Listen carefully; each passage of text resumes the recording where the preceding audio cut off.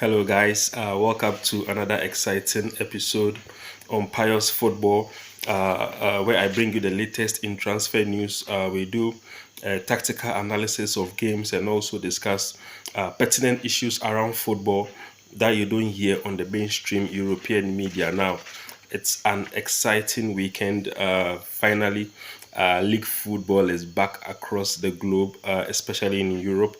And for those of us who are really glued to our sets at the weekends, watching the various league games in the EPL, La Liga, Serie A, French League, German Bundesliga. Exciting games, came up this Saturday. Borussia Dortmund also played on Friday, so exciting games all around this weekend. So it's my job on Pious Football to bring you all the latest updates, including all the important news updates that are associated with the games that were played. So without much ado, I'm going to just start today's episode at the camp of Bayern Munich in Germany. Bayern played this Saturday afternoon. They beat Mainz 3-1. I think Kingsley Coman, Harry Kane, and Leon Goretzka were on the score sheet. But the talking point from that game is actually the fact that Thomas Muller actually made a record appearance in the Bundesliga. Not only a record appearance, but a record win. A record appearance with the most wins. Okay, so I think that is the record. The appearance with most wins in the Bundesliga goes to Thomas Muller. He surpassed his co-compatriot, fellow teammate, goalkeeper Manuel Neuer for that record. I think 323 Bundesliga wins. Okay, so Thomas Muller officially has the highest number of Bundesliga wins in the German league with 323 league games that he's won. So, I mean, tremendous achievement for the lad. I mean, he's a local boy, grew up from coming through the ranks at the Bayern Academy, became a top player at the German club, won the World Cup in Brazil in 2014, which was kind of the highlight of his game. Also won the Champions League, I think twice, one in 2013 and the other in the summer of 2020. So I mean, overall, massive achievement for Thomas Muller right there. Now, the news that has overshadowed all football games this weekend has been one of sadness for Manchester United fans there, and then also probably for English fans as well, because he was very important to English national team, one of the greatest English footballers of all time. The man I'm talking about, it's Sir Bobby Charlton. Unfortunately, we learnt of his passing late this afternoon when he died at the age of 86 from dementia. He was suffering from dementia for some time, but unfortunately, we had to lose him to a sad illness. He's been in the hospital for some time now. Unfortunately for his family, they had to, let go of the man who has been the talk of Manchester United fans for generations. So those of us who are not familiar with Bobby Charlton playing, I mean, his highlights are available for those who are interested. He's a great player, a legend, a true legend of the game. And we talk about a legend these days, we throw the word legend about, but Bobby Charlton epitomizes the true definition of who a legend is. I mean, he played 758 games for Manchester United and scored 249 goals. So, I mean, he won 5 EPL titles. He won 3 FA Cups. He won 6 League Cups, or what we call the Carling Cup or the Carabao Cup these days. He won the Champions League with Manchester United in 1968. He was the first part of the team that won the first European trophy for an English club. That was in 1968 when we beat Benfica 2-1 to win the trophy. a massive player for the club. He's one of the famed trinity of Dennis Law, George Best, and of course him and Bobby Charlton, forming the famous trinity who were part of the team that won the first European trophy for Manchester United. I mean, he grew up from the club, the club academy, came through the ranks from the academy, at a young age, a teenager, part of the famous Busby Babes, who won the league title in 1957, 56, 57, 58. Unfortunately, the Munich air disaster in 58, part of the Busby Babes who went to play a game in Europe and were returning on their return. I think they played a game with, I think, Red Star Belgrade, and coming back to England, they made a transit through Germany, and that is where they had this unfortunate plane crash. So he was one of the survivors of the Busby Babes. They had a difficult time, but he stayed with the club, and after 10 years, he came back to win the league and also the Champions League, and that sort of created that legend status for him. And I mean, he also led England to the 1966 World Cup for the first time on home soil. So Bobby Charlton is a household name in England. Like I said, he's one of the best English footballers of all time. I mean, a lot of people have pay tribute to him. The tributes keep coming in from all fields and all spheres of life. Barcelona pay tribute to the man, the great man, this late evening when they were having their general meeting, I think general board meeting, General Assembly. That's what they call it, the General Assembly, where the board meets to discuss football matters. They paid a minute silence to in respect to Bobby Charlton. So I mean, he a lot of tributes are coming in from the legends. Wayne Rooney says he's in shock. I mean, he's now the manager for Birmingham. He was interviewed after the game he played, and he said he's still in shock of the passing of the legend, Sir Bobby Charlton. Also, I think Alex Ferguson has also come out with his own tribute, saying that Bobby Charlton is one of the most humble men he's ever met, and also said for the first time that Bobby Charlton is the reason why he probably got a job at Old Trafford. He didn't give the details, but it looks like Charlton recommended to the United board at the time that Ferguson is someone that he should actually go for. And he got a job somewhere in 1985. That was when he was appointed as manager of Manchester United. Alex Ferguson paying tribute to Sir Bobby Charlton. The two of them have been very close friends since then. He's been friends of the family, and I'm sure that it's going to be a difficult situation for everyone at the club, with the passing of, the great legend like Bobby Charlton. The tributes are coming in. United, the captain of Manchester United, Bruno Fernandes, manager Eric Ten Hag, they've all spoken about it. I think there was a tribute to Charlton, as well as the fact that there was a 1 minute silence for the bereaved, the fallen ones who are, involved in the conflict between Israel and Hamas. So, I mean, it was a minute silence for both, two cases of Charlton, the death or the passing of Charlton, and also for the those who have lost their lives in the Israel-Hamas Palestine conflict going on in the Middle East right now. So, Bruno Fernandes brought a wreath in respect for Charlton. I'm sure that the real celebration to mark the passing of the legend will be the game that will happen at Old Trafford on next week, Saturday. I think it's Saturday, between United and Man City. Massive game.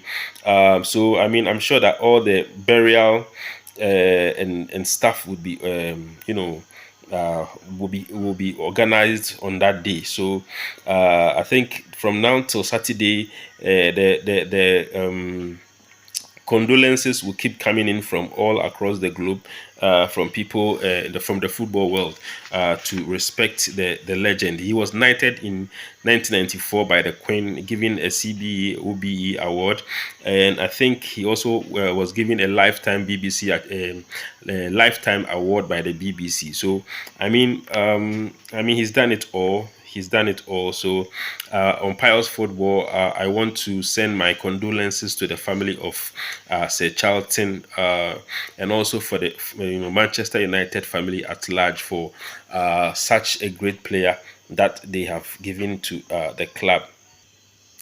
So moving on, the next talking point today is the game at Anfield. Liverpool beating their rivals, the Merseyside rivals, Everton, by 2 goals to 0. Mohamed Salah on the score sheet. Sorry, Mohamed Salah on the score sheet on that occasion. Fantastic game. It was a very controversial game. It's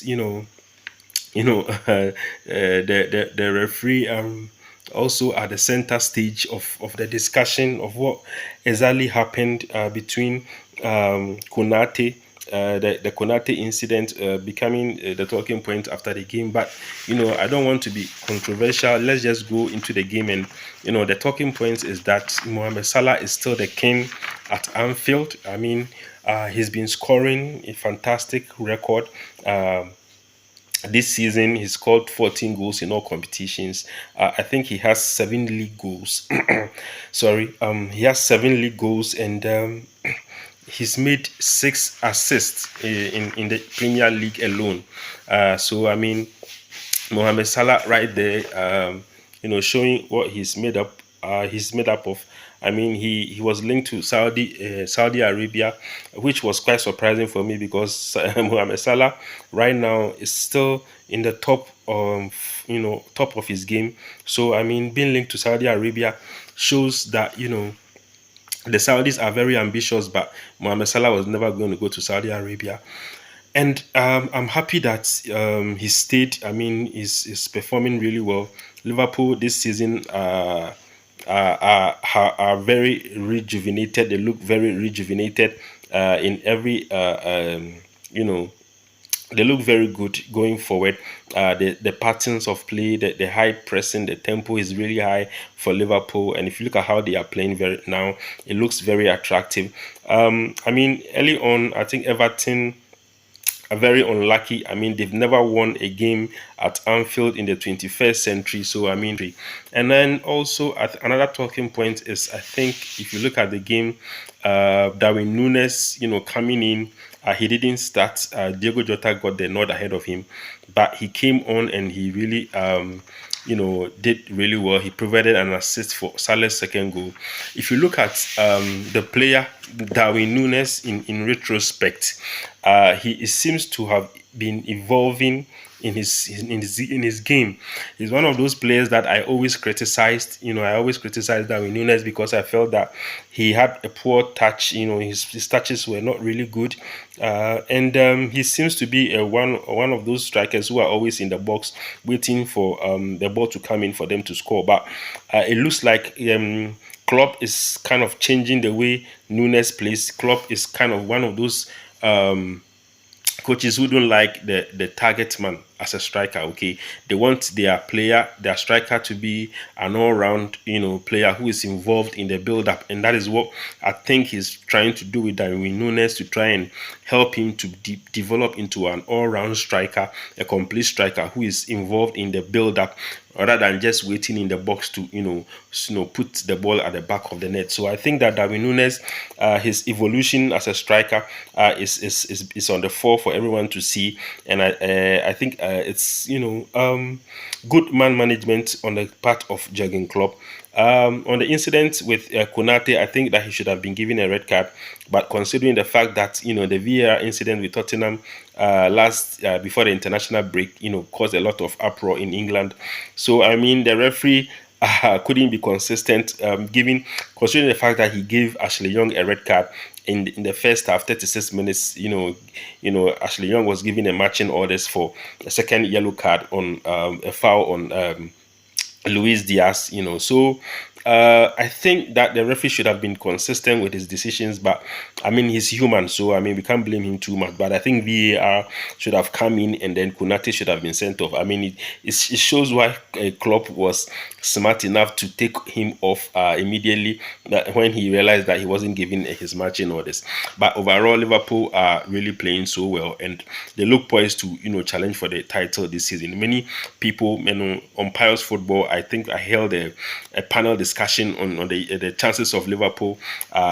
Chances of teams in the EPL this season, and Liverpool wasn't really giving a rat's ass so in terms of confidence. Liverpool wasn't giving any high chances of winning the Premier League. But if you look at how they are playing now, it looks like they're going to be in contention for the EPL title, which is kudos to Jurgen Klopp. I mean, he's really revolutionized the way that Liverpool are playing this season. If you look at how they are playing, their high tempo and high pressing football, they look, like I said, very rejuvenated Liverpool. So I mean, let's see how it goes for them.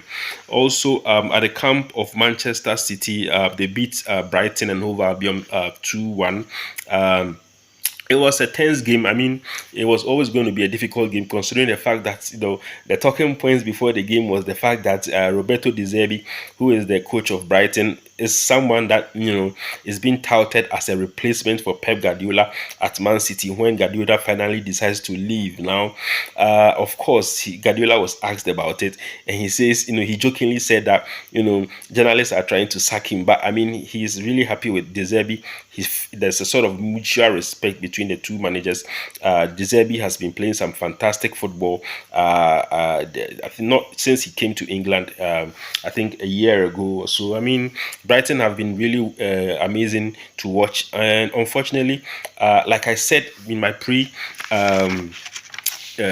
preseason discussions on Brighton, I said, and I made this assertion that Brighton are going to suffer this season, because last season a lot of people gave them credit for the way they are playing, and how high they got, almost got into the top four, but they were not playing in Europe. They were just playing the league. Okay, this season they are playing in the Europa League. They are playing in the domestic cups as well, so it's going to affect their stamina. Okay, it's going to affect the stamina of the players, and if the stamina is affected, it's definitely going to show in the games, and injuries are going to increase, and it shows now. It's beginning to show now. They've had a good start, don't get me wrong. They've had a very good start this season, but they've been very poor in Europe. They've been very poor in Europe, and now injuries are beginning to set in. I mean, the manager started James Milner at right back against Jeremy Doku. I mean, it was really unthinkable what De Zerbi was doing. But I think that sometimes when you are a manager who is being compared to Pep Guardiola, and being touted as a replacement for Guardiola, you tend to try to be some sort of genius. They want to play some smart tactics to prove that they actually deserve the job. And I don't know what he was thinking, De Zerbi, I mean, putting Milner at right back. Surprisingly, I mean, of course, they have injuries, but James Milner at right back against a very PC winger like Jeremy Doku. I mean, he completely destroyed James Milner.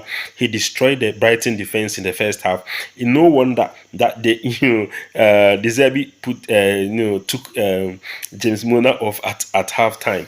But I mean, the harm had already been done. Jeremy Doku had already gained momentum against the Brighton defenders, and Julian Alvarez, slotting in another goal. I mean, the guy is really on form. Julian Alvarez, he's been fantastic this season. But the talking point is that Jeremy Doku destroyed the Brighton defense, especially in the first half. And I mean, the guy has been a revelation. Pep Guardiola, speaking after the game, said that Jeremy Doku is certainly going to be a star in the making at the Etihad. So I mean, a great buy for Man City. Jeremy Doku, a revelation for the team. He's been doing well well this season. The stats are there to show that his performance day in day out is going to lift Manchester City to new heights. So I mean, him, Julian Alvarez, and Erling Haaland also, on the score sheet, is going to lift Man City and keep them on top of the league table. Like I said, everyone make the bookmakers are saying that City are going to be they're going to defend their title. So I mean, and it's going to be a difficult game for them next week against Manchester United, especially when United are yet to win at Old Trafford. So there's going to be an extra incentive, coupled with the fact that, say, Bobby Charlton is going to be remembered at Old Trafford. So I mean, the whole day, the whole ceremony. No, it's two things. Either it has a negative or a positive impact. Okay, most of the time when the mood at Old Trafford is very solemn, especially on nights where we are remembering the Munich air disaster victims, we tend to not play well. So if that is going to continue, then City might actually destroy Manchester United on a day that they are remembering their legend.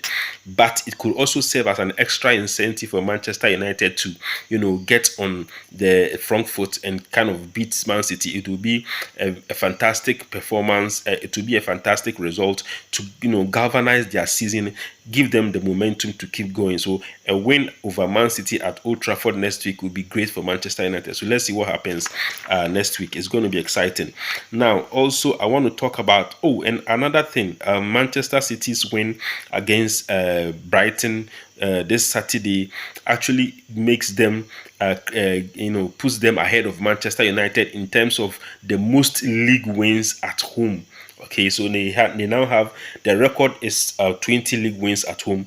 That was Manchester United's record from, I think, last season. But this season, Man City have broken that record, and it started from last season to getting into this season. That record has been broken. The City now have 21 wins at home in the Premier League. So that is one for the City fans to enjoy.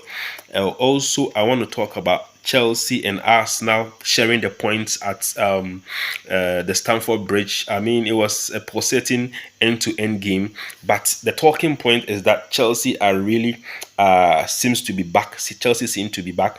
Mauricio Pochettino finally seems to have found the magic to Chelsea's haphazard playing. He seems to have turn the team around.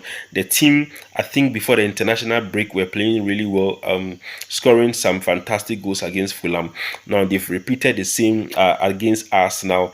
They did really well. They are playing so well. Of course, Nicholas Jackson was injured, so he was playing Cole Palmer as a first nine. Now, the rejuvenation of Chelsea seems to be moving in the same direction with the rise of Mudryk and Cole Palmer. I think Cole Palmer coming in has really galvanized the side, and he's improved the team. He's giving them options, and is very direct if he wants to. And I think it shows in his game, and I'm sure that the manager is going to keep using him probably in that first nine position, considering the fact that Nicholas Jackson coming on didn't really take advantage of his chances. So I really like the setup today, how Chelsea played today.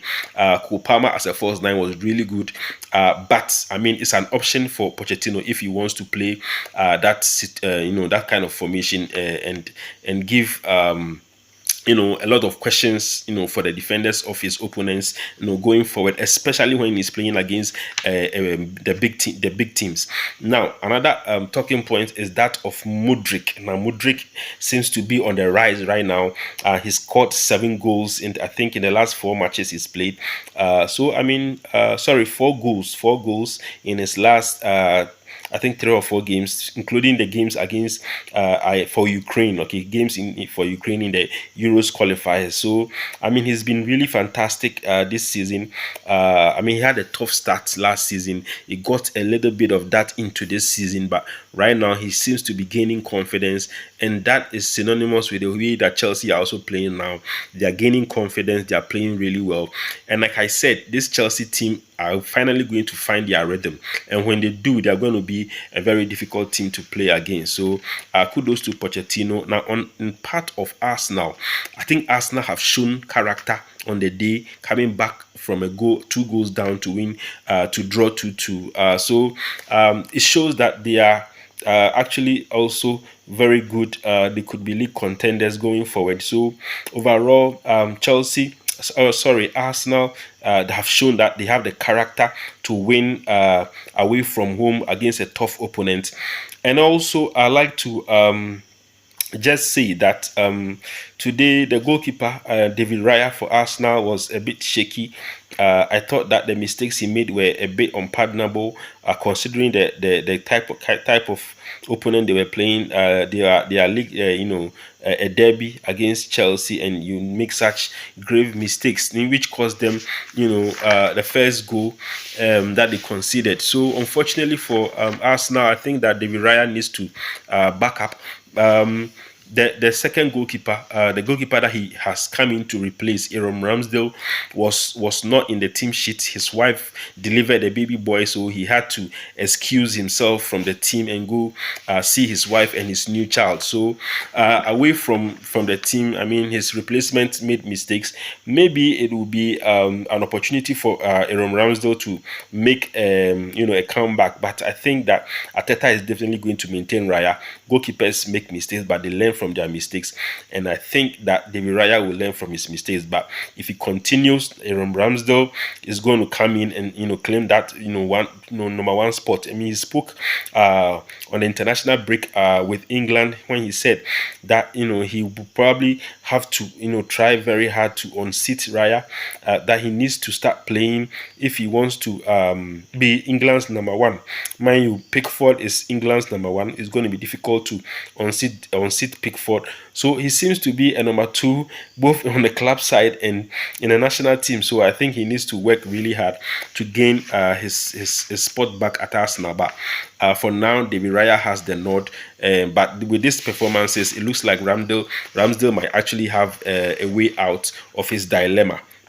Now, talking about Manchester United, we played a game against the Blades at Bramall Lane. Sheffield United, were very good in the first half, but we won 2-1. Courtesy McTominay, and who got his the nod in the starting spot. Of course, he has to, considering how he played against Brentford, coming in with the 2 late goals to give us that fantastic win over Brentford. He also scored a goal on international duty for Scotland. So Scott McTominay is actually on a fine vein of form right now, and so it's not a surprise that the manager gave him the nod over Mason Mount, and he showed that he's really in a fine form by giving us the first goal. Manchester United, and then we had a poor first half for Manchester United, a very poor first half. I thought that we weren't pressing really well in the first half, and that has actually been our problem this season, that we don't really press well. We are pressing, we are doing all the right things in terms of how to press, except that we don't apply intensity in the pressing, and that has been the problem with Manchester United. If you look at the statistics this season and you compare it to last season, and overall, if you look at the statistics in our pressing game as compared to the other teams this season, we seem to be doing really well. We are first or second in all the most important pressing statistics. Okay, so it means that Erik ten Hag is trying in training to introduce this pressing philosophy in the patterns of play. But the problem is that United are not pressing with intensity. The players need to add intensity to the pressing, and that has been the problem. So if you be observant, you realize that United are always caught off guard in defense. Why? Because we are pressing, but we are not pressing so much with intensity. And so because we are not pressing with intensity, opponents are able to beat the press and play the ball behind our defenders, and then we find ourselves wanting. It's shown in the games against Galatasaray, in the games that we played against Tottenham Hotspur, in the game that we played against Bayern Munich. All these things we need to correct by applying massive intensity in the game we played. But of course, we are coming back from international break, and a lot of the players seem to be a bit tired I might say. So probably that is why we had a very poor first half. But the manager made the right changes. I think that Hoyland was a bit tired. He was looking a bit tired. Remember that he had an incident with the players against the game against San Marino. Some of the defenders targeted him. They tried to injure him, and he had a bit of exchange with the players on social media. So I think that coming back, he seemed a bit sluggish, but he did really well. I thought the manager shouldn't have changed him. Marshall coming on, I don't know what he was coming to do for me, from my perspective. A half-fit Hoyland is far better than Marshall. So I thought that the manager should have kept Hoyland in the game, considering the fact that we took control over the game in the second half. I'm sure he could have gotten a goal. So, I mean, to me, I think it was a mistake taking off Hoyland and bringing on Marshall. But overall, I think that United started passing very well in the second half. We took control over the game by pressing with intensity, and it showed in the fact that we gained a lot of possession in the second half, and our organization was a bit better in defense. And when the Sheffield players were trying to do a counter attack, we were a bit organized at the back to deal with the counter. So overall, I think that we can take positives from the second half and then build the momentum against Man City and see what happens for Manchester United. Now, Real Madrid played against Sevilla at the Estadio Sanchez Pizjuan. They had shared points. 1-1 was the final scoreline. The talking point from the game is actually that of a racist incident that happened. Now, Sevilla have come out with a statement saying that they have identified the perpetrator, the person who was involved in that racist remark against Vinicius Jr., who was actually very livid after the game, during and after the game. He made a post concerning the incident on social media, offering help to Sevilla if they need for in terms of education against racism. But Sevilla, in the statement that they released, said that the player has been identified. Now he's been his name and his information has been given to the police. I mean, of course, there has to be criminal repercussions against the player. I think that there are laws in Spain against racist acts in football stadiums. So let's see what happens. But they also added that they are going to ban him from watching football at the Estadio Sanchez Pizjuan. I think that you have to be a member of the team, I think, or the club. So now his membership has been revoked. That is the information coming out right now. So bad incidents, bad scenes. I think Spain has been the center of racist attacks by fans on black footballers. Inaki Williams or the other time said that Spain, the problem is not really limited to football, that Spanish society in general are racist against black people, except maybe if you are a black person who has money, then probably you are spared of racism. But for the poor, everyday people who are working in the streets of Spain, they have a lot of racist attacks against them. So I think it's a general problem with the Spanish society that they need to work on, and a lot of education. Vinicius made a comment in his post on social media after the game that even a little girl, was involved in those chants. So I mean, a lot of education needs to go on in Spain against this sort of racism that is going on. It looks bad, and a kind of a negative impact on the game, especially with the fact that Spain will be hosting the 2030 World Cup. They need to up their game in terms of education against racism in general against black footballers in the league. Now, also, I think another talking point is the fact that the Basque referee who officiated the game seemed to have gotten the fans of Real Madrid very angry by disallowing a goal that Jude Bellingham scored. He actually whistled that there was an infringement before the player went on to score. So I mean, Ancelotti was a bit sarcastic in his assessment when asked about the referee's performance.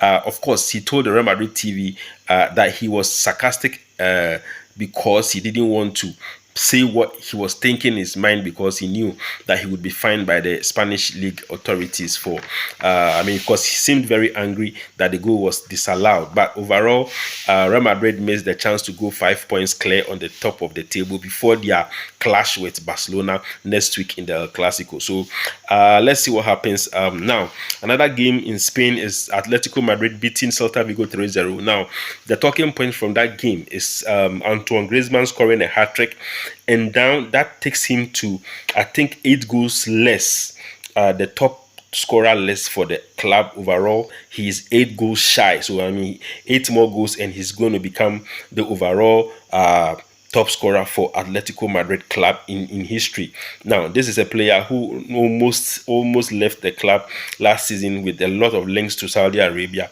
but he only wanted to stay at Atletico Madrid, and then now it shows that he made the right decision.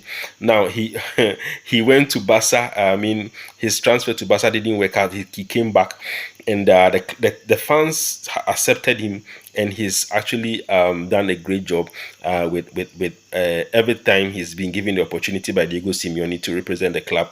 He's been massive for Atletico Madrid. Now that puts them in. I mean, Atletico Madrid in contention for the league title. They are also in the mix, but for now, I think that a top 4 would be a good target for them this season. Getting into the top 4 will be a good target for them this season, considering the fact that they are also having a bit of difficulty in Europe this season. But overall, I think that Atleti will do well this season, except that, I think that they are not probably favorites to win the La Liga. Also, in France now, the talking point in France is that of PSG. PSG beating Strasbourg 3-0. Mbappe on the score sheet has been fantastic throughout, for France in the international break, playing the Euros qualifiers. I mean, and also I think that the talking point in France right now in the league is the fact that OGC Nice are now top of the Ligue 1 after beating Olympique Marseille. I mean, I'll go in depth on the situation at OGC Nice. What is actually the turnaround? What has actually galvanized their team? I know they have a very young coach, an Italian manager, but I'll go deep into the whole club, and then assess their transfers, assess their manager, the tactics they play, and see why they are on top of the League One. And I'll bring you an in-depth analysis of OGC Nice probably somewhere within the week. So watch out on my channel, Pious Football, and I'll do an in-depth analysis on OGC Nice. Mind you, OGC Nice is owned by the Ineos, the owner of Ineos, the petrochemicals industry boss, who is Sir Jim Ratcliffe, who has just bought a stake in Manchester United, 25% stake in Manchester United. I have intentionally also decided not to talk about that incident, the sale of Manchester United, because I am waiting for important updates on the board meeting that happened before the international break to assess the sale of Manchester United. It is not finalized yet, so I don't want to jump the gun and start, saying things that I don't know. I want to wait and get my information right before bringing them to you on Pious Football. So just hang in there. Sir Jim Ratcliffe, the Ineos owner, buying a stake in Manchester United, and his role as the owner of OGC Nice, and how Nice operates in the transfer market, what the Sir Jim Ratcliffe has said about transfers in general, and what he thinks Manchester United are doing wrong in terms of transfer policy. I'll bring you an in-depth analysis on all that somewhere around this week, so just watch out for that. Also, finally, I want to talk about, I think Inter Milan beat their opponents in the Serie A. I think they won 3-0. Lautaro Martinez on the score sheet. So Inter Milan keeping the momentum. They are favorites to win the Serie A this season. So I think let's see what happens. Napoli also won their game this afternoon. So in overall, I think that Napoli kind of recovering from their shock, disastrous start to the season. They are finally recovering slowly, but the brouhaha about Victor Osimhen's contract extension is still hanging around the club. So I think that overall Napoli are doing well, but they need to sort out Victor Osimhen's contract, situation. I think the player will not renew his contract, and I think that he's setting himself up very well to leave in the summer. So let's see. Fingers crossed for Victor Osimhen leaving the Serie A. Probably some clubs in the EPL will be in contention to sign him. So finally, that is all that I have for you for today. Catch me tomorrow. Also, I'll bring you updates of all the games that happen. This is Pious Football. Thanks for staying with me. Bye.